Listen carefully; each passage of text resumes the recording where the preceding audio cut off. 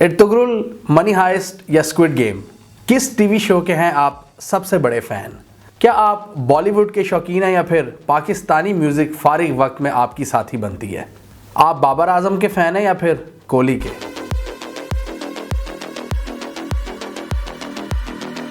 Hello जी, कैसे हैं आप सब? आज एक और इम्पॉर्टेंट डिस्कशन के साथ मैं आपकी खिदमत में हाजिर हूं। आज की इस वीडियो में हम बात करेंगे सॉफ्ट पावर की, किसी भी मुल्क की, कि किस तरह इस टूल को यूज़ किया जा सकता है अपनी इमेज प्रोजेक्शन के लिए। किस तरह अपने मुल्क का जो इमेज है सॉफ्ट पावर के थ्रू बेहतर किया जा सकता है, दुनिया को अपना फ़ैन बनाया जा सकता है। हम सबको पता है कि आजकल इंफॉर्मेशन एज का दौर है, प्रोपेगेंडा वॉरफेयर का ज़माना है। 5th जनरेशन वॉरफेयर ये आजकल बहुत ट्रेंडिंग है, और जिन ममालिक के पास पैसा है वो एक या दो वीडियोस के थ्रू ही आपके पूरे मुल्क का जो इमेज है उसकी धज्जियां उड़ा सकते हैं, थोड़ा सा पैसा खर्च करके। तो इसीलिए आज की इस वीडियो में हम ये जानने की कोशिश करेंगे कि पाकिस्तान अपना इमेज सॉफ्ट पावर के थ्रू किस तरह बेहतर कर सकता है, किस तरह ये हमारी फॉरेन पॉलिसी में मददगार साबित हो सकता है, किस तरह सॉफ्ट पावर पाकिस्तान की मदद कर सकती है कि जो फॉरेन इन्वेस्टमेंट है वो हमारे मुल्क में आए, जो इस वक्त ना होने के बराबर है।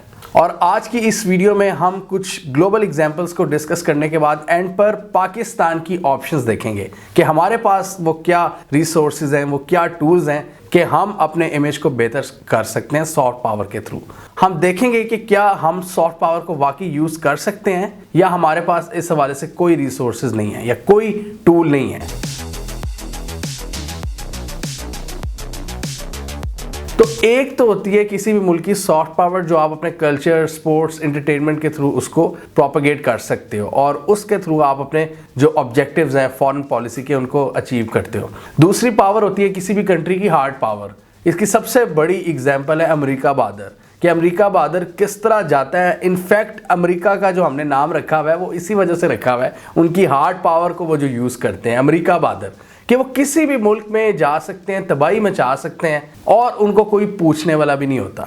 अभी रिसेंटली काबुल में इन्होंने 10 लोगों को शहीद किया है और अभी उनकी पेंटागन की स्टेटमेंट आई है कि हम किसी को सज़ा नहीं देंगे। ये होती है हार्ड पावर। किसी भी मुल्क में जाओ, लोगों को मारो, तबाह करो, अफगानिस्तान, इराक, सोमालिया, सीरिया। लेकिन क्या है कि आप सुपर पावर है, आपके पास हार्ड पावर है, यानी मिलिट्री पावर आपकी इतनी स्ट्रांग है कि कोई मुल्क आपसे पंगा लेने का सोच भी नहीं सकता।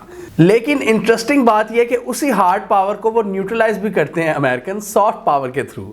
हार्ड पावर की कुछ और एग्जांपल्स की बात करें तो नॉर्थ कोरिया जहन में आता है कि उनके मुल्क के बहुत ही बुरे हालात हैं, कोई फॉरेन इन्वेस्टमेंट नहीं है, कोई बहुत ही बुरे हालात हैं, मतलब लोड शेडिंग वहाँ पर आम है, कोई चीज़ दिखाने के लिए नहीं है। लेकिन क्या है कि जी उनकी मिलिट्री बहुत स्ट्रांग है, उनके मिसाइल्स, उनका कोई मुकाबला ही नहीं है, उनके जो टैंक्स हैं, मतलब दुनिया की एक बहुत बड़ी आर्मी है उनकी। ये नॉर्थ कोरिया भी एक हार्ड पावर की एक बहुत ही आला एग्जाम्पल है। वो अलग बात है कि उनको यूएस की तरह इतना शौक नहीं है इंटरवेंशन करने का दूसरे मुल्कों में, लेकिन वो अपने दिफा के लिए वो एक हार्ड पावर है। लेकिन उनके पास दूसरा कुछ नहीं है दिखाने को, इसलिए उनका इमेज बहुत ख़राब है। उनका टूरिज़्म भी, वो भी बड़ा स्ट्रगल करते हैं। वो अब कोशिश उन्होंने शुरू किया है कि लोग उनके मुल्क में आना शुरू हों। इसके अलावा ईरान की बात करें तो ईरान को भी जो वेस्ट है, मॉडर्न ईरान, ये जो ईरान का 1979 इनकलाब के बाद वाला ईरान, इसको भी एक हार्ड पावर समझा जाता है कि ईरान अपनी प्रॉक्सीज यूज़ करता है, ईरान की मिलिट्री बड़ी तगड़ी है, ये अमेरिका को तंग करते हैं। इसके अलावा 80s की बात करें तो पाकिस्तान भी एक हार्ड पावर के तौर पर जाना, वेस्ट में इसको हार्ड पावर के तौर पर कंसीडर करना शुरू हो गए थे बाकी दुनिया के। देखें जी, पाकिस्तान ने अमेरिका के साथ मिलकर किस तरह सोवियत यूनियन को ही तबाह कर दिया, और जो हमने वहाँ पर अमेरिकन के साथ मिलकर किया, सोवियट्स को मारा अफगानिस्तान में। तो पाकिस्तान का भी जनरल ज़िया के अंडर यही इमेज बन रहा था कि हम कोई एक हार्ड पावर है। अब पाकिस्तान, ईरान, नॉर्थ कोरिया या बाकी किसी भी मुल्क के साथ अगर हार्ड पावर का टैग लग जाए ना तो वह आपके इमेज के लिए बहुत ही नुकसानदेह होता है। फॉरेन इन्वेस्टमेंट नहीं आती, आप पे सैंक्शंस भी लगने का खतरा होता है। लेकिन अमेरिका बहादुर, अमेरिका का हमें पता है वो सबसे बड़ी हार्ड पावर है। वो अपने हार्ड पावर को किस तरह न्यूट्रलाइज करते हैं, वो दूसरी तरफ वो सॉफ्ट पावर की गेम को बहुत ही स्ट्रांगली खेलते हैं, क्योंकि उनके पास है पैसा, और उनकी जो हॉलीवुड है, उनका जो मीडिया है, उनकी जो कंटेंट क्रिएशन है, उसका कोई मुकाबला ही नहीं है। और वो बहुत ही खूबसूरत तरीके से अपनी जितनी तबाहियाँ की होती हैं उन्होंने पूरी दुनिया में, वो उसको न्यूट्रलाइज कर देते हैं। वो ऐसी खूबसूरत तरीके से मिलिट्री मूवीज़ बनाते हैं कि तबाही फेरने के बावजूद एंड पर आप सोच रहे होते हैं कि यार ये अमेरिकी फौजी कितना अच्छा है, कितना शरीफ है। इसकी कुछ एग्जांपल्स हैं। 12 स्ट्रॉन्ग उन्होंने दिखाया हुआ कितने ही नेक और कितने ही पाकबाज उनके सोल्जर्स होते हैं जो कि नॉर्दर्न अलायंस के साथ मिलकर तालिबान से लड़ते हैं। बड़े ही अच्छे सोल्जर्स होते हैं वो, अपनी टेक्निक, स्ट्रेटजी, वैल्यूज़, कल्चर सब में ऊपर होते हैं, ये दिखाते हैं अमेरिकन। इसके अलावा द ए टीम को देख लें या फिर अमेरिकन स्नाइपर को देख लें, वो लिटरली एक बच्चे को वो मारता है इराक में, स्नाइपर जो होता है, लेकिन फिर भी दिखाते हैं कि वो पूरी ज़िंदगी उसने किस तरह स्ट्रगल में गुजार दी। मतलब वो एक हमदर्दी वाला एलिमेंट पैदा करते हैं तबाही फेरने के बावजूद। अब ये तो हो गई इनकी मिलिट्री पॉइंट ऑफ व्यू से। दूसरा जो वो सॉफ्ट पावर की गेम खेलते हैं, अपने कल्चर को जो वो एक्सपोर्ट करते हैं एनजीओज़ वगैरह के थ्रू और मूवीज़ के थ्रू। अब आप देखें उनकी जो मूवीज़ हैं, मतलब हम में से कोई शायद ही कोई बंदा हो जिसने अमेरिकन मूवीज़ ना देखी हो हॉलीवुड की। और ये जो हम कहते हैं कि यार हमारी यूथ बड़ी वेस्टर्नाइज हो रही है, इसकी क्या वजह है? वो हम अमेरिकन मूवीज़ देख के ही होते हैं। उनकी जो हाई स्कूल लाइफ है हम उसको बड़ा फैसिनेट करते हैं। और यहाँ पर मैं झूठ नहीं बोलूँगा, मतलब मैं खुद उस चीज़ को एक अरसा पहले बड़ा मैं फैसिनेट करता था, यार ये क्या लाइफ है जो अमेरिकन इस तरह की लाइफ जीते हैं। ये सारी फिल्मों की, ये सारी मूवीज़ की बात होती है कि यूनिवर्सिटी में हल्ला गुल्ला चल रहा है, आप लड़कियों के साथ बैठे हो, फुल चिल सीन है। और वो चीज़ अमेरिका की सॉफ्ट पावर में बहुत बड़ा किरदार अदा करती है। मतलब एक तरफ तो वो पॉप कल्चर को इतना ज़्यादा प्रमोट करते हैं कि पूरी दुनिया की यूथ उसको फॉलो करती है। दूसरी तरफ आर्मी जो उनकी पेंटागन है वो भी बहुत ज़्यादा पैसा खर्च करती है, हॉलीवुड के साथ मिलकर मूवीज़ बनाती है। और यहाँ पर लोग हंसते हैं कि ISPR जब कोई गाना रिलीज़ करता है। तो पाकिस्तान में हमें ये सोचना चाहिए कि ISPR एटलीस्ट एफर्ट तो करता है ना। लेकिन फ़र्क ये होता है ISPR की एफर्ट और पेंटागन की एफर्ट में कि पेंटागन जो मूवीज़ बनाता है ना, ऑब्वियसली उनके पास ज़्यादा पैसा है, तो इसी वजह से उनके राइटर्स, उनके साइकोलॉजिस्ट वो बेस्ट हायर करते हैं।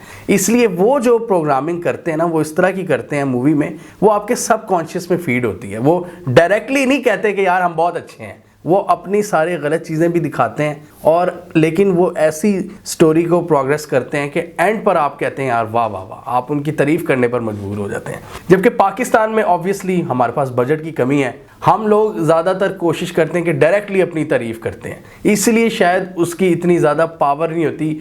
वो जो हमारी एक गेम होती है, जो मीडिया एक नैरेटिव बनाने की गेम होती है, वो इतनी ज़्यादा स्ट्रॉन्ग नहीं होती। और ऑब्वियसली इसमें दिन ब दिन बेहतरी की ही गुंजाइश है। और डेफिनेटली पाकिस्तान में जो हमारी स्टेट चीज़ें बनाती है, कंटेंट बनाती है, उसकी मैसेजिंग को इम्प्रूव किया जा सकता है। हाँ, अलबत्ता यहाँ पर मैं एक तारीफ़ करना चाहूँगा ISPR और शुएब मंसूर की कंबाइन एक एफर्ट थी, अल्फा ब्रेवो चार्ली। कौन नहीं जानता अल्फा ब्रेवो चार्ली को, जिसमें बहुत ही खूबसूरत तरीके से हमारी वैल्यूज़, हमारा कल्चर, हमारी ब्रेवरी उसको दिखाया गया। उसमें दिखाया गया कि किस तरह पाक फ़ौज के जवान जाते हैं, हमारे बॉर्डर के तहफ़्फ़ुज़ करते हैं, सियाचिन में वो पूरी फ़ाइट दिखाते हैं। वो लाजवाब चीज़ थी। मतलब आज भी अगर आप वो देखें तो आपका मतलब आप उससे तंग नहीं आते। जो 90s के बच्चे हैं उनको तो बड़ी अच्छी तरह याद है। तो अल्फा ब्रेवो चार्ली एक मैं कहता हूँ एक बेंचमार्क था जो हमने प्रोड्यूस किया था। अब मेरा यहाँ पे ये पॉइंट ऑफ व्यू है कि यार अगर हम तुर्की का कल्चर यहाँ पर इंपोर्ट करते हैं उर्तुगरुल की शक्ल में, या इवन उर्तुगरुल से टोटल ऑपोजिट इश्क ममनू, जिसमें थोड़ी बहुत आपको पता है इस तरह की चीज़ें हैं जो आप फैमिली के साथ बैठ कर नहीं देख सकते, तो अगर इवन वो ड्रामाज हम यहाँ पर लगा रहे हैं अपने TV पर, तो क्या हम अल्फा ब्रेवो चार्ली अपने दोस्त ममालिक से उसकी शुरुआत नहीं कर सकते कि वहाँ पर वो ऑन एयर हो? हमें कम से कम तुर्की से तो शुरुआत करनी चाहिए ना, कि यार इस तरह लोगों को, दुनिया को पता चले कि यार आपकी क्या कल्चर है, आपकी बहादुरी की एग्जांपल्स दुनिया को नहीं पता। दुनिया ने हमारे बारे में मफरूज़े कायम किए हुए हैं जो वेस्टर्न मीडिया और इंडिया की जो प्रोपेगेंडा मशीन्स हैं वो उनको बताती हैं। हमें उसको तोड़ने की ज़रूरत है। कम से कम अपने दोस्त मुल्क से तो शुरू करें। अल्फा ब्रेवो चार्ली एटलीस्ट हमें वहाँ पर दिखाना चाहिए, एटलीस्ट दोस्त मुल्कों से उसकी शुरुआत करनी चाहिए, और तुर्की से मेरे हिसाब से। अनफॉर्चुनेटली आज 2021 में जब तमाम कंट्रीज़ अपने कल्चर को बहुत बेहतर तरीके से एक्सपोर्ट कर रही हैं, उनके पास प्लेटफॉर्म्स भी हैं नेटफ्लिक्स जैसे, अफसोस की बात है कि पाकिस्तान ने पिछले 20 सालों में पूरी दुनिया को कोई ग्लोबल हिट नहीं दी, कोई चीज़ जो एक ग्लोबल हिट हो। जो मतलब ग्लोबली उसको डिस्कस किया जाए। नेटफ्लिक्स आपके पास इतना बड़ा प्लेटफॉर्म है, अगर कोई चीज़ हिट होगी तो वो ऑटोमेटिकली पूरी दुनिया देखेगी। अब मनी हाइस्ट को देख लें, स्क्विड गेम को देख लें। हमने आज से पहले साउथ कोरियन या स्पेनिश शोज नहीं देखे थे, लेकिन क्या हमने उसको उसकी इंग्लिश ट्रांसलेशन में हमने उसको देखा। हमने हॉलीवुड से हटकर भी कोई चीज़ देखनी शुरू की है नेटफ्लिक्स पर। तो ये एक आला एग्जाम्पल है। मनी हाइस्ट एक स्पेनिश टीवी शो है और स्क्विड गेम साउथ कोरिया का। पूरी दुनिया में ये दो पॉपुलर शोज हैं और दो डिफरेंट कल्चर के शोज हैं। तो क्या हम नहीं कुछ ऐसा प्रोड्यूस कर सकते? हर मुल्क कोशिश कर रहा है। आप ईरान को देख लें, इतनी ज़्यादा सैंक्शंस, इतनी ज़्यादा आइसोलेशन के बावजूद उनकी जो कल्चर गेम है वो बहुत स्ट्रांग है। कल्चरल उनका पूरा एक सेटअप है। उनकी मूवीज़ आज भी ऑस्कर के लिए सिलेक्ट होती रहती हैं ईरान की। तो कोई मुल्क कम से कम इस चीज़ से पीछे नहीं हटता। आप इंडिया की एग्जांपल देख लें, मतलब नरेंद्र मोदी आ गया है जिसका पूरी दुनिया का पता है, पूरी दुनिया को उसका पता है कि वो कितना ज़्यादा अनडेमोक्रेटिक, कितने गलत उसके एक्शंस हैं। लेकिन इसके बावजूद इंडिया का इमेज बहुत ज़बरदस्त है। इनकी बॉलीवुड और इनकी जो सॉफ्ट पावर है इंडिया की, जो कल्चर ये अपना इन्होंने बड़े अरसे से पूरी दुनिया को दिखाया है और इसमें पाकिस्तान कोई मुकाबला ही नहीं कर सका इंडिया का। जो इन्होंने अपने कल्चर को एक्सपोर्ट किया है पूरी दुनिया में। मतलब आप किसी मुल्क के रहने वाले बंदे को किसी फलां कल्चर का इतना गर्विदा बना दो कि वो उसके बारे में बुरा सोच ही ना सके। इंडिया की आज भी कंटेंट गेम बहुत स्ट्रांग है और नेटफ्लिक्स पे जैसे मैंने डिस्कस किया कि स्पेनिश या कोरियन शोज़ चल रहे हैं, इंडिया के शोज़ भी पूरी दुनिया में देखे जा रहे हैं। लेकिन अफसोस के साथ पाकिस्तान ने पिछले 20 सालों में पूरी दुनिया को कोई ग्लोबल हिट नहीं दी। आज कल भी नेटफ्लिक्स में कोई हमारा ऐसा शो नहीं है जो पॉपुलर हो, मतलब कोई करीब भी नहीं है इन शोज़ के।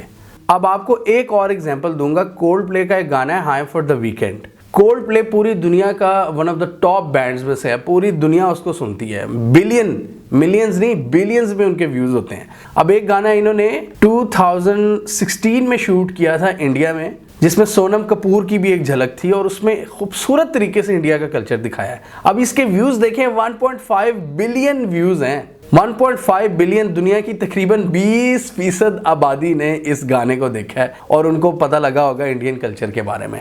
इस तरह आपका कल्चर प्रमोट होता है जब आप कोलैबोरेशंस करते हैं और उसके लिए आपके अपने मुल्क में टैलेंट का और ऐसी पॉलिसीज़ का मौजूद होना बहुत ज़रूरी है। इस एवं नहीं आपका इमेज ऊपर चला जाता। आज नो डाउट पाकिस्तान की स्टेट ने पॉलिसी बदली है अपनी जियो इकनॉमिक्स की, इकनॉमिक सिक्योरिटी पैराडाइम हम मतलब शिफ्ट कर रहे हैं कि जी ये सी पैक वगैरह की वजह से जो हमारी पॉलिसी में तब्दील है। लेकिन उसके लिए आपको वो टूल्स भी यूज़ करने पड़ेंगे जो हम आगे जाकर डिस्कस करेंगे।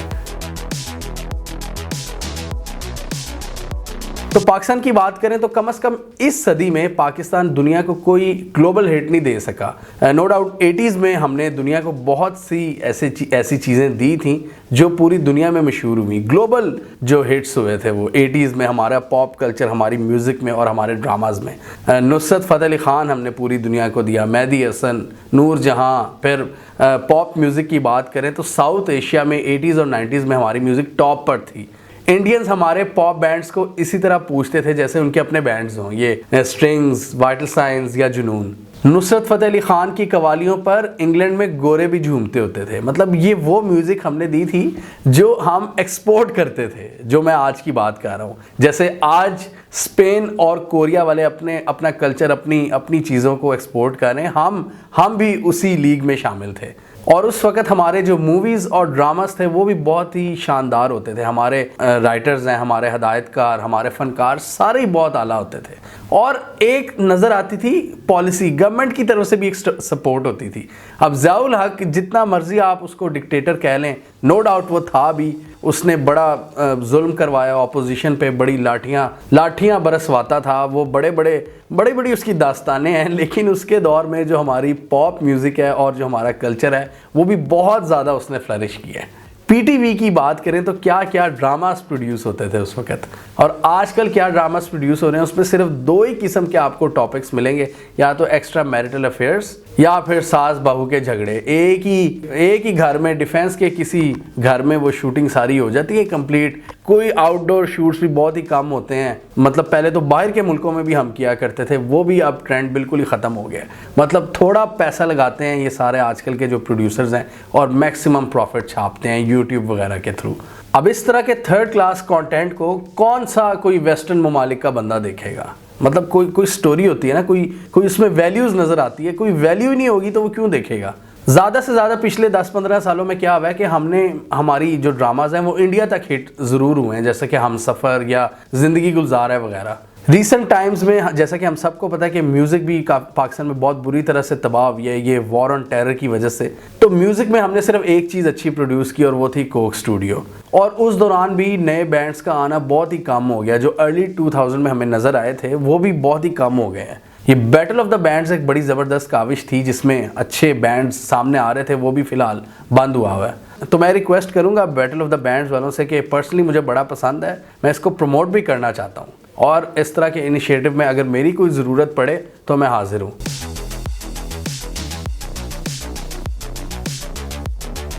तो अब बात करते हैं पाकिस्तान के पास वो क्या रिसोर्सेज और टूल्स हैं जिनको यूज़ करके अभी भी हमारे पास बहुत रूम है कि हम अपनी सॉफ्ट पावर को यूज़ करके अपना इमेज अच्छा कर सकते हैं, अपने ऑब्जेक्टिव्स को हासिल कर सकते हैं। फॉरेन पॉलिसी, हमारे जो इकोनॉमिक ऑब्जेक्टिव्स हैं, इन्वेस्टमेंट है, वो इम्प्रूव हो सकती है। तो 3 डायमेंशंस में हमारे पास रिसोर्सेज मौजूद हैं, जिसमें स्पोर्ट्स, आर्ट्स एंड कल्चर जिसमें मूवीज़ और म्यूज़िक वगैरह आती है, और तीसरी चीज़ आपके पास पावरफुल है टूरिज़्म। टूरिज़्म में आपका कल्चरल और रिलीजियस टूरिज़्म दोनों शामिल हैं। तो आर्ट्स एंड कल्चर की सबसे पहले बात करें, एज अ कॉम हमें इस कल्चर को सपोर्ट करना पड़ेगा। एक दौर में हमारी कॉम करती थी, इज़्ज़त करती थी फ़नकारों की, लेकिन उसमें कमी आई है और इसकी वजह से पूरा आप देखें डिक्लाइन आया। हमारी सोसाइटी में भी डिक्लाइन आया, हमारी इंडस्ट्री में भी डिक्लाइन आया। छोटे आर्टिस्ट जो अपकमिंग आर्टिस्ट है ना, इसलिए मैं कह रहा हूँ कि बैटल ऑफ द बैंड्स को मैं सपोर्ट करने को तैयार हूँ। इनकी हौसला अफजाई करनी चाहिए। यहाँ पर इंडस्ट्री भी प्रॉपर नहीं है तो इतना ज़्यादा जो टैलेंट है वो ज़ाया हो जाता है, और इस फील्ड में कोई करियर बनाने का सोच भी नहीं सकता। स्पेशली म्यूज़िक में तो बिल्कुल डेड सीन है आजकल पाकिस्तान में। हाँ, ड्रामा इंडस्ट्री की बात करें तो वो नो डाउट एक इंडस्ट्री है, लेकिन हम सबको पता है कि वहाँ पर एक गठजोड़, एक कम्युनिटी नज़र आती है हमें। वही चंद लोगों का ग्रुप है और वो किसी आउटसाइडर को एंट्री नहीं होने देते। बड़ा मुश्किल है उस ग्रुप में पेनिट्रेट करना। भाई या तो आप अल्ट्रा कोई खूबसूरत हो, या आप बाहर की डिग्री हो आपके पास, या आपके पास बहुत ज़्यादा पैसा हो कि आप कोई मूवी बना सकते हैं, तब भी आप उस सर्कल में एंटर हो सकते हैं। अगर आप आम टैलेंट है ना, बड़ा एक रॉ टैलेंट है, एक अच्छा टैलेंट है, तो आपकी इस इंडस्ट्री में कोई जगह नहीं है। हमारी जो ड्रामा इंडस्ट्री है मौजूदा, तो यहाँ पर हुकूमत क्या कर सकती है कि आर्टिस्ट की सपोर्ट में कुछ पॉलिसीज़ बना सकती है।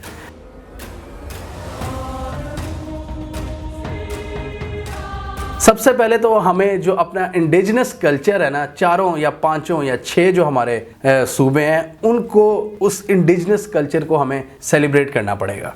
गिलगित बल्तिस्तान, कश्मीर, KPK, पंजाब, सिंध, बलूचिस्तान और सराइकी, इन सारे कल्चर्स को। और आपको याद होगा कि PTV में एक दौर था जब इन सारे कल्चर्स के ड्रामास चला करते थे, और मतलब PTV चूँकि एक ही था तो पंजाब में बैठे हुए जो बंदा था उसको देखना पड़ता था जो बलूचिस्तान से रिलेटेड को चल रहा है। इसी तरह बलूचिस्तान में जो बंदा बैठा होता था उसे KPK से रिलेटेड जो भी चीज़ है वो देखने को मिलती थी। एक हार्मनी थी, स्टेट की तरफ से एक हार्मनी क्रिएट की गई थी, लेकिन अपने कल्चर्स को सेलिब्रेट करते हुए।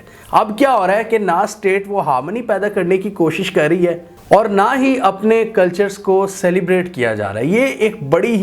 ये बहुत ही ख़तरनाक सिचुएशन है कि हम अपने कल्चर को डिसओन करना शुरू हो गए हैं। जब आप कल्चर को डिसओन करते हैं ना, फिर दुनिया आपको डिसओन करना शुरू कर देती है। मैं आपको इसकी एक एग्जांपल देता हूँ कि जब भी कोई गोरा आता है ना किसी भी इस तरह के मुल्क में, पाकिस्तान, इंडिया में, तो वो हमारा कल्चर सेलिब्रेट करने आते हैं। वो यहाँ पर सिनेमाज, अच्छी शराब की बोतलें या कोई बहुत ही ज़बरदस्त कोई न्यूड बीचेस, वो ये देखने नहीं आते क्योंकि वो उनको अपने मुल्क में मिलता है। वो यहाँ पे वेस्ट का माहौल एंजॉय नहीं करने आते, वो यहाँ पर एशिया, साउथ एशियन कल्चर को एंजॉय करने आते हैं। थाईलैंड में पूरी दुनिया क्यों जाती है? वो उनका जो कल्चर है उसको एक्सपीरियंस करने जाती है। चाइना में भी लोग चाइना के कल्चर को एक्सपीरियंस करने जाते हैं। जापान में लोग जापानीज़ कल्चर को सेलिब्रेट करने जाते हैं। इसी तरह यूरोप में आप देखें जो बड़ी फेमस जगह हैं, इटली, फ्रांस, स्पेन, हर जगह का अपना अपना एक स्ट्रॉन्ग कल्चर है और उन्होंने उसको नहीं भूला। वहाँ का फूड, वहाँ की गलियाँ, हर जगह की अपनी एक शिनाख्त होती है। तो उस शिनाख्त को अगर आप भूलेंगे ना तो फिर दुनिया भी भूल जाएगी। तो हुकूमत पाकिस्तान को इस वक्त चाहिए कि जिस तरह पहले ये हेडक्वार्टर्स होते थे ना हमारे चारों सूबों में, जो कंटेंट बनाते थे उस सूबे से रिलेटेड, वहाँ के कल्चर्स और वहाँ की जो वैल्यूज़ हैं वो दिखाई जाती थी, वहाँ की रवायात, तो उस चीज़ को अब दोबारा रिवाइव करने की ज़रूरत है। इंडिजिनस कल्चर के साथ साथ हमारे जो लोकल हीरोज़ हैं, जो हमारी लोकल स्टोरीज़ हैं, यहाँ की इंडिजिनस स्टोरीज़, हमें उनको प्रमोट और उनको सेलिब्रेट करना होगा। मतलब आवाम कम्युनिटी लेवल पर भी और गवर्नमेंट लेवल पर भी लोकल जो रॉ टैलेंट है, जो फ्रेश टैलेंट है, उसको आगे लाने के लिए हमें इकदाम करने पड़ेंगे। किसी भी फील्ड में है, अगर वो अच्छा गाना गाता है या वो अच्छी एक्टिंग करता है या अच्छी वो कोई इंस्ट्रूमेंट अच्छा बजाता है या कोई वो अच्छी पेंटिंग करता है, बड़ी चीज़ें हैं इसमें। और जितना रिच कल्चर और रिच हिस्ट्री हमारी है ना, शायद ही दुनिया में किसी इलाके में लोगों की हो।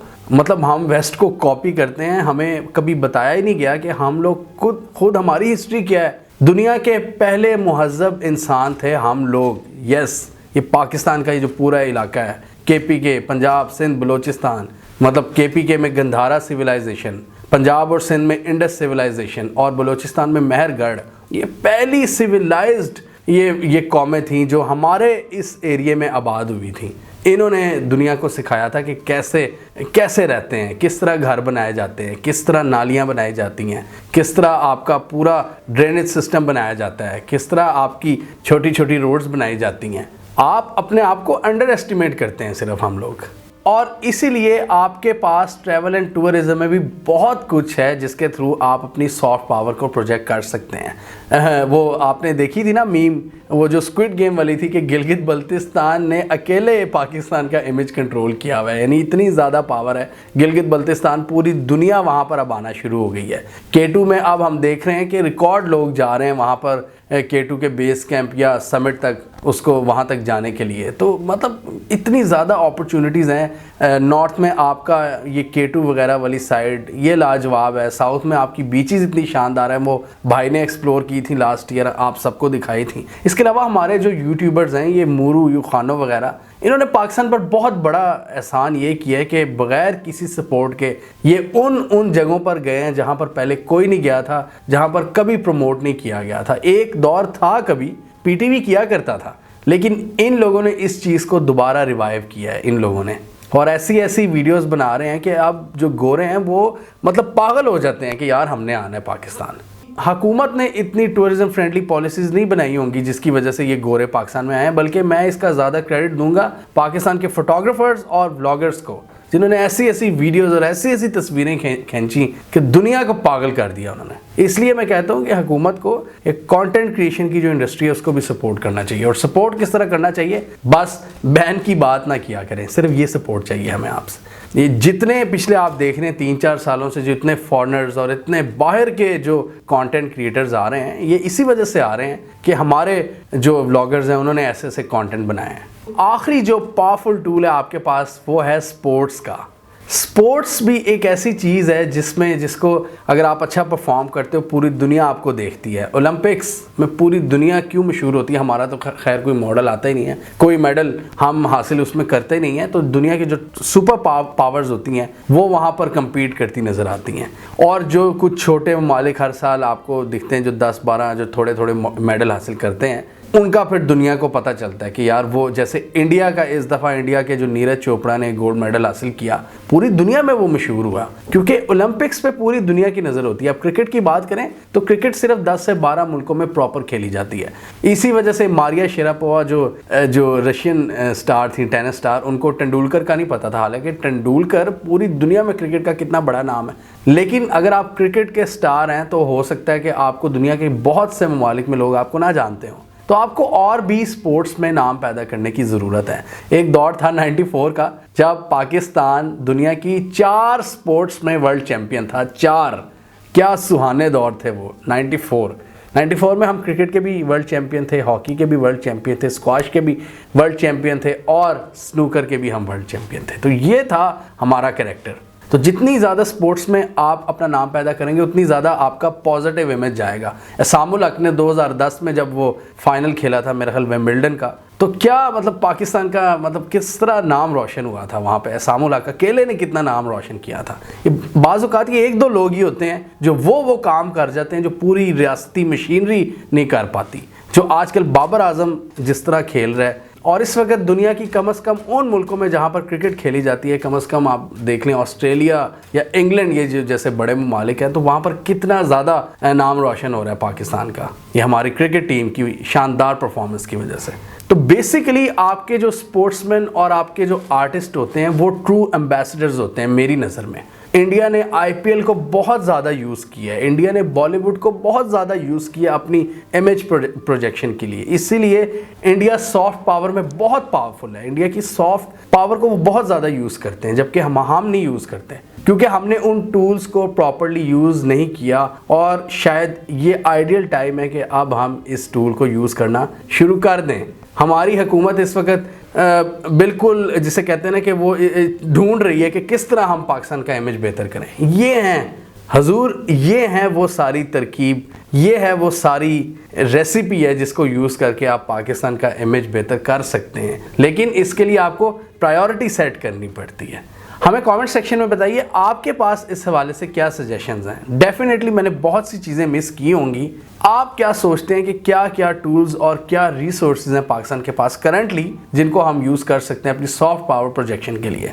कमेंट कीजिए। इसके अलावा हमारा यूट्यूब चैनल सब्सक्राइब करने और साथ ही वो बेल आइकन भी दबा लें ताकि वो स्टोरीज दुनिया भर से पाकिस्तान से जिनकी मेन स्ट्रीम मीडिया पर प्रॉपर कवरेज नहीं होती हमारे प्लेटफॉर्म के थ्रू आप तक टाइम पर पहुँच जाए।